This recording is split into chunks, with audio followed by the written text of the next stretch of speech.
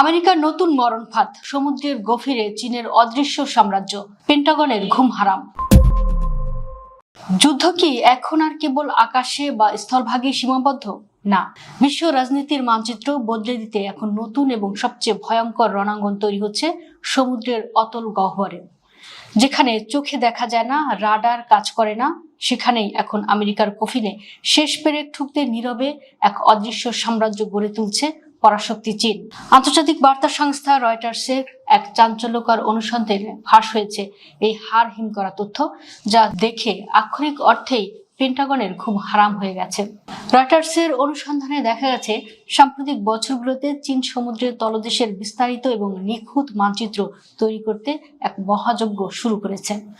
2024 ও 2025 সালে ডংফাংহং 3 নামের একটি অত্যাধুনিক চীনা গবেষণা জাহাজকে বারবার দেখা গেছে তাইওয়ান ও গুয়ামের আশেপাশে, যেখানে আমেরিকার সবচেয়ে গুরুত্বপূর্ণ ও শক্তিশালী সামরিক ঘাঁটির উপস্থিতি রয়েছে। বিশেষজ্ঞদের মতে, জাহাজটির এই আঁকাবাঁকা বা গ্রিড প্যাটার্নের চলাচল কোনো সাধারণ গবেষণা নয়। এটি মূলত সমুদ্রের তলদেশে সাবমেরিন যুদ্ধের জন্য ত্রিমাত্রিক মানচিত্র বা 3D ম্যাপ তৈরির এক নিখুঁত সামরিক ছক।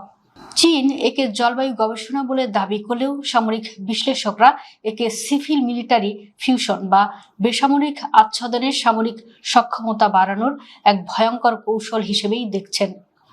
আমেরিকার সবচেয়ে বড় অহংকার ছিল তাদের সাবমেরিন বা ডুবোজাহাজ প্রযুক্তি, কিন্তু চীন এখন জাপান ও ভারত মহাসাগরের কৌশলগত এলাকাগুলোতে পানির নিচে এমন এক সেন্সর নেটওয়ার্ক স্থাপন করছে, যা যে কোনো মার্কিন সাবমেরিনের চলাচল নিখুঁতভাবে শনাক্ত করতে সক্ষম।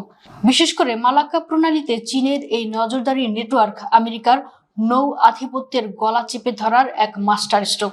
সমুদ্রের নিচে পানির তাপমাত্রা, লবণাক্ততা এবং স্রোতের গতি সম্পর্কে চীনের কাছে এখন যত বেশি তথ্য মজুদ হচ্ছে, তাদের সাবমেরিনগুলো তত বেশি নির্ভুলভাবে মার্কিন রাডার ফাঁকি দিয়ে আমেরিকার যে কোনো যুদ্ধজাহাজের নিচ দিয়ে চলাচল ও আক্রমণ করতে সক্ষম হচ্ছে।